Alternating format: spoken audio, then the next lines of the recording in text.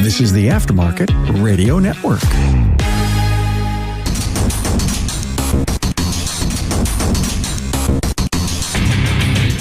Welcome, everyone, to yet another episode of Diagnosing the Aftermarket A to Z. I'm Matt Fanslow, and for what we are about to see next, we must enter quietly into the realm of genius.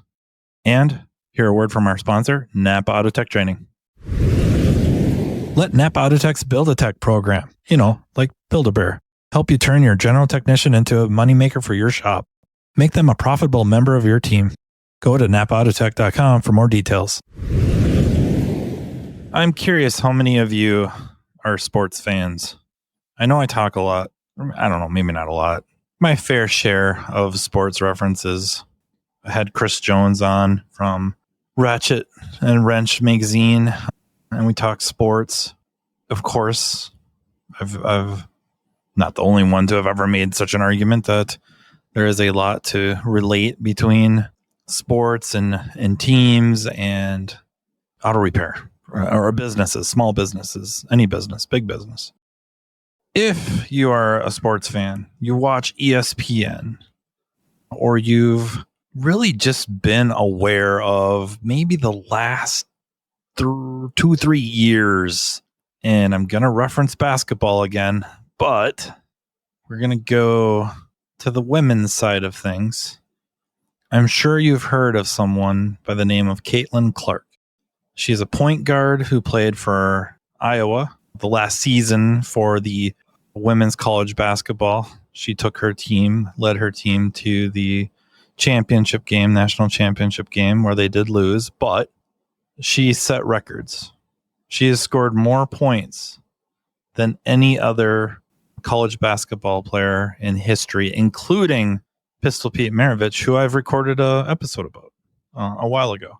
I don't know about putting asterisks next to names in certain situations, but better yet, to bring awareness that we're not always comparing apples to oranges. And in this case, Caitlin Clark got to play 4 seasons.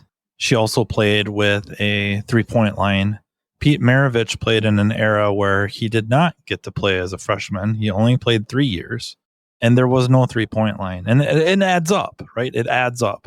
Same with LeBron James. He smashed Kareem Abdul-Jabbar's scoring record with the NBA, once thought to be unbeatable. It's been eclipsed. And part of that is, one, LeBron James is a freak of nature. The other thing is the benefit of the 3-point line. It can't be ignored. So in a way, I feel like there should be an asterisk next to that.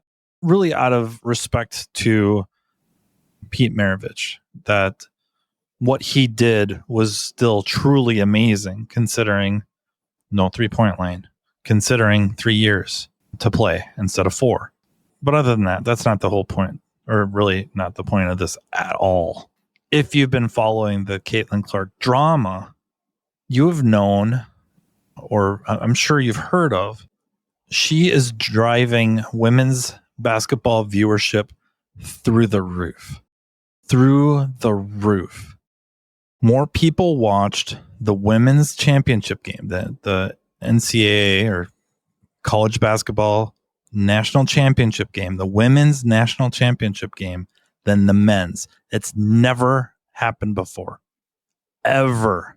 Peaking around, I think it was like 25 million people watching. There's a lot of people watching who never watched a women's basketball game in their life. Had no intentions of watching a game. And I don't mean that like condescendingly. It's just they didn't. But they did. And the reason is, if you've watched her play, there's two things that seemingly really separate her from other players that kind of make her very watchable. One is how she sees the basketball court, the way she passes. Her passing is on par with like the type of passing you would see from like a Larry Bird, a Magic Johnson, Jason Kidd, and maybe you don't know many of those names. I would think almost everybody knows Larry Bird and Magic Johnson. They could see the court in ways most players just don't. And she does that. She makes passes that you're wondering, where is that ball going? And it hits a player in stride, oftentimes before they even know they're open, which has resulted in some turnovers. Not the point of the conversation. It's just this separates her. The other thing, the distance for which she shoots 3-point shots. It's very, if you will, Stephen Curry-esque, Damian Lillard. We're talking about 30 plus feet that she is firing 3-pointers. We just really didn't see that. Step back threes where she was already well behind the 3-point line, and she is hitting logo threes during the game. I don't mean during the game, last second, beat the buzzer type stuff. Within the flow of the offense on any given possession, she'll fire a logo three. Mind-boggling and fun to watch. So unselfish, shooting from long distance. And then, of course, she's a threat to drive to the basket and score. So she knows how to put the ball in the bucket or put it in someone's hands to score a bucket. So she was doing this in college. Because of that, she is the number 1 draft pick. What kind of sucks for women is they play into the playoffs or whatever for the college, and then they finish college, and within a few months, and it might be 2, I don't think it's 3, they're playing in the WNBA. There's no downtime. And she comes in highly lauded. There is a lot of expectations on her as proof of the attendance records. So just to put this in perspective, most WNBA games, we'll stick to this season. Most of them hover around 8,000, which seems respectable, right? Caitlin Clark games, and I'm not talking about the ones where she's playing at home in Indiana, anywhere, on average, over 15,000. There's times where they've had to relocate to try to make room. And I don't know if it's not obligation to the viewer. It's not obligation to the attendee. It's money. The WNBA is not self-sufficient. They need money. They get funding from the NBA, the men's league, because the numbers they have are so huge. It dwarfs what the women have for numbers. And that's starting to change. I'm not saying they will eclipse the men, but man, this could be the beginning of them starting to become truly independent. And I hope many of you that are knowledgeable about this situation with Caitlin Clark know where I'm starting to head with this. There seems to be this odd phenomenon amongst many of the players, both current and past players in the WNBA, who really try to marginalize or minimize Caitlin Clark's abilities, her contributions to not just her team, but to the league. One such instance was the professional women's basketball players flew commercial. And this has been as long as they've been in existence, which, if you think about it, is really around 1992, 93. So 30 plus years flying commercial. One video showing Caitlin Clark, new on her team, a rookie on the Indiana Fever at an airport in baggage claim, being harassed or bothered. And she's very gracious, but this gets a lot of attention, fanfare, complaints. So now things have changed. Because of that, they're no longer flying commercial. This is a net benefit for everybody. And yet, she's being downplayed and left off of the Olympic team, which may have benefited her, honestly, because she finally got a break. She got, 3 weeks off, a month to recoup, to rest. But in a way, kind of a slight and a massive overlook by everyone involved, because when you have somebody that popular and you're trying to grow your sport, why on earth wouldn't you get her on center stage? And that's where this is heading. You have a bunch of current and past players who, quote unquote, love the WNBA, downplaying its biggest star. Nobody within the basketball ranks or Caitlin Clark chose her to be this popular, to be this type of a draw. The public did. Fans did. New fans did. People that never watched a women's basketball game in their lives, tuning in to see this girl in Iowa and now Indiana launching threes from well behind the three-point line, making passes that, I mean, even if you're not a fan, would start catching your attention because you see the other team never does that. Nobody on the other team ever does that. Nobody on her team does that except her. And you'd see that as being special. And it's hard to ignore a step back 30 plus foot, 33 foot, 35 foot three-pointer, especially when it's not at the buzzer. And it's cool when it's at the buzzer. She's just doing it with 3 minutes left in the second quarter. If you were to watch this, if you were to pay attention to it, even if you didn't really watch the games, you watch a few highlights and then just watch and listen to the buzz, both for her and against her, you would start wondering, what is their problem? These people that are talking ill of her, talking negatively of her, ignoring her, not crediting her with what she's bringing to the table, her performances, you would start questioning their sanity. You're supposed to love your sport.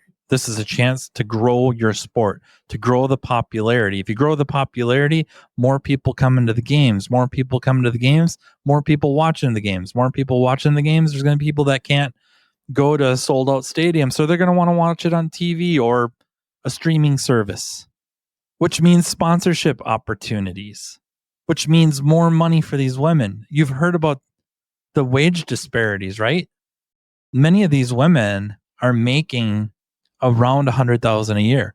I believe Caitlin Clark's contract is $75,000 a year as a professional athlete. And that's not me like crying because women are underpaid. They might be underpaid, but it's not because the system's broke. It's because there's not enough revenue. See, the league has lost money every year of its existence. There's no money to give them. They get money from the NBA, the men's league, to help keep it going. So now you have a chance to become independent, increase revenue, and start paying these women like real professional athletes. And whatever that means, I don't know. Will it rival the men? Probably not. It could. It could. We have instances where that does happen, right? There are industries where women make more than men. Modeling, women models make way more than men. And others. There's others. Could this happen with basketball? I suppose it's possible. You're talking about a league that's had the likes of the Michael Jordans, the Steph Currys. Now we have Victor and Luka Doncic, like these type of players that are just unconscious physical freaks. LeBron James, of course, that can do amazing things, jumping, dunking, just crazy shots. I don't know. It doesn't matter. What matters is the women's league could expand and make more money to pay them more money and be independent. And yet you have this group, and it's not a small group, who are taking away from that. They're downplaying that. Napa Autotech training sessions are being conducted day and night in a town near you.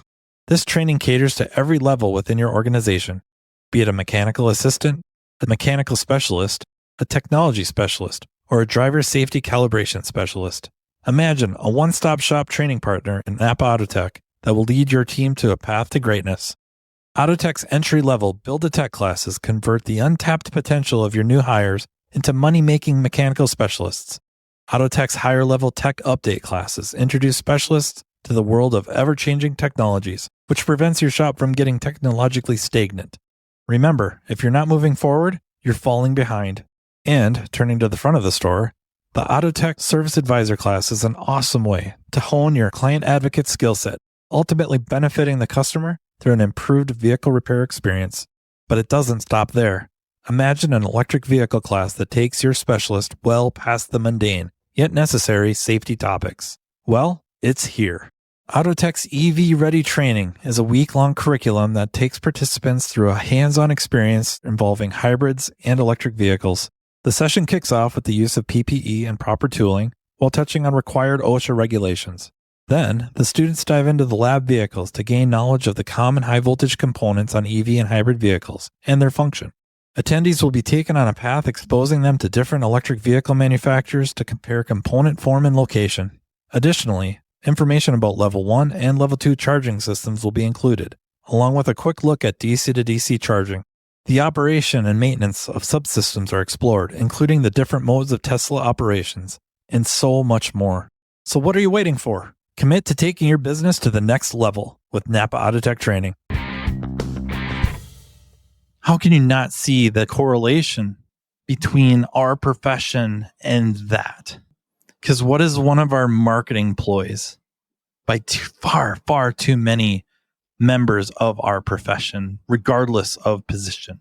Technician, owner, advisor, manager, you name it. Too often, what is used as a marketing ploy to win customers? Downplay the other shop. Shop B is terrible. We wouldn't hire anybody from Shop B. That's what we do. What if Shop B actually isn't that bad? Like they've made a mistake, or maybe it's just the customer's not happy. Like fundamentally, there's nothing Shop B did wrong.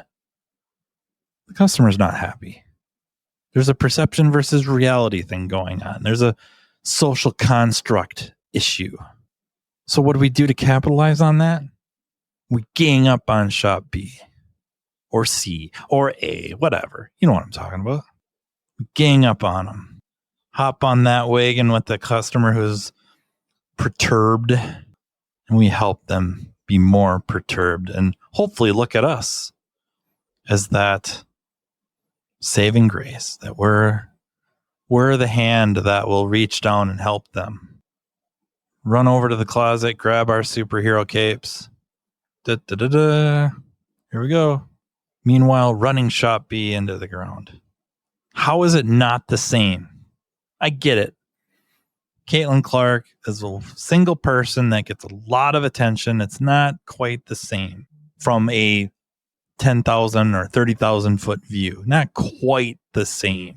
You start zooming in and we're pulling away. We are running down what might be pretty decent people, pretty decent shop for our own benefit to make us look a little bit better. And what are we doing? Hurting ourselves unwittingly. Just like those women who are downplaying Caitlin Clark, they're hurting themselves. They are hurting their league. The WNBA is the automotive repair industry, maybe the independent auto repair industry. I think it's the whole thing. The whole automotive repair industry is basically the WNBA. And no, we're not talking about a single entity like a Caitlin Clark, but the competition, and we run them down. So if you would listen to what I've said, or you are aware of the drama and everything with Caitlin Clark and the WNBA, former players, one Cheryl Swoops, who is a Hall of Fame player. She is one of the best women basketball players to ever set foot on a court, talking down about Caitlin Clark and sounding ridiculous in doing so. And you have people trying to balance a respect for somebody that played the game so well, sounding ridiculous, ignoring fact. And are you ignoring fact when you are talking down about another tech or another shop? Can you categorically state with data, with evidence, that they are a bad shop, that is a bad technician, even if they did make a mistake. Now we could go into all the scenarios of, do they even know they made the mistake? Did the client go back, give them a chance? I don't know. That's where we could start going down a rabbit hole. And I'm trying not to do that. Some of you are thinking I started out in the rabbit hole talking about the WNBA. Maybe you're right. But I just find listening to it, watching it on ESPN, mind-blowing. Well, like, what in the world? And I'm not alone. There's so many other pundits beside themselves. Stephen A. Smith, Charles Barkley, Dan Patrick, on and on. Knowledgeable people, passionate about basketball, passionate about sports, cannot wrap their heads around not trying to rally around and really behind this person. That in the locker room, yeah, you're going to talk whatever. You're going to talk smack. She's a competition. You got to go squash her. But in public, it's a treat. It's a gift to have someone like her in the league. Because she is. And am I saying that you got to run around and say shot B is a gift? You know what? Maybe. How lucky are you, Mr. Client, that shop B is a good shop? Actually, we have a lot of really good shops around here. How lucky are you to be able to choose between so many really honest shops that work on vehicles, service vehicles with integrity? How lucky are you? Not a lot of people get to say that. You do. I think they would take care of you. Or I don't know that what they did was actually with any sort of ill intent. They weren't trying to take advantage of you. I don't think they actually took advantage of you. Then we start talking like other professions that we've talked about before, that I've talked about before. If there's a shop or tech that's very popular in the area, it would seem reasonable to acknowledge that. Why are they popular? Now, I must admit, I can be a little hypocritical about that. Maybe not locally, but nationally. Scotty Kilmer. Got problems with that, right? I don't know if he's really in our profession. I don't know. A lot of what he says is so wrong. We have the evidence to back it up, which I don't think is what I'm talking about. We have evidence that what he says is inaccurate. That is not talking down, trying to take away from our profession. It's still trying to prop up our profession by showing the inaccuracies and inconsistent inaccuracies. It's not like the guy has recorded hundreds of terrific videos and then has one or two that he missed the mark. That's not what's going on here. Can we back it up with evidence? If you're listening to some of these people downplaying Caitlin Clark, they can't. She's in the top 10 in scoring. She's leading the league in assists. She's setting records left and right. She's winning games. Things are falling apart if you're trying to downplay it. You cannot back it up with evidence. And when there are really popular people that are categorically good at what they do, we don't get to choose who's popular. We could learn that from the freaking WWE. Go back a few years, they tried to ram Roman Reigns down everyone's throat as the world champion, as the what we would call a babyface, the hero. It got rejected. The crowds rejected it. You don't tell us who to like. They know it. WNBA needs to figure it out. We need to figure it out. We need to, again, it doesn't have to always be just one person for the whole profession, but even on our local level, quit freaking downplaying, quit freaking running decent shops, decent members of our profession into the ground, because you're dragging yourself down with them. And anybody with any knowledge on the outside looking in is going to be watching going, you're ridiculous. You make no sense whatsoever. And you lose points that way too. So I hope that you gave me a shot here with working through that with the WNBA kind of building up this foundation for this argument. I know I've made this argument before referencing professional wrestling and Ric Flair, and I've probably referenced a great many things, but it still continues, and I'm sure it will continue. But those of you listening, I hope, can look at this for what it is and go, yeah, this is a bad long-term strategy. This is not raising up and bringing ourselves up along with it. Everybody rising together, rising tide, right? I hope you got a kick out of this. I know I got a kick out of thinking about it and recording it. If you have thoughts on this or anything else, please don't hesitate to shoot me an email at mattfonslowpodcast@gmail.com. Otherwise, I'm pretty easy to find. Social media platforms. I would like to thank our sponsor, Napa Auto Tech Training, and also thank you to the Aftermarket Radio Network. And until next time, take care. You've been listening to Matt Fanslow, diagnosing the aftermarket A to Z on the Aftermarket Radio Network. Follow Matt on your favorite listening app. He's very interested in what you have to say. Let him know what you'd like him to cover and come on the show. Matt is all for advancing the aftermarket. Find Matt Fanslow on social media and connect or on aftermarketradionetwork.com.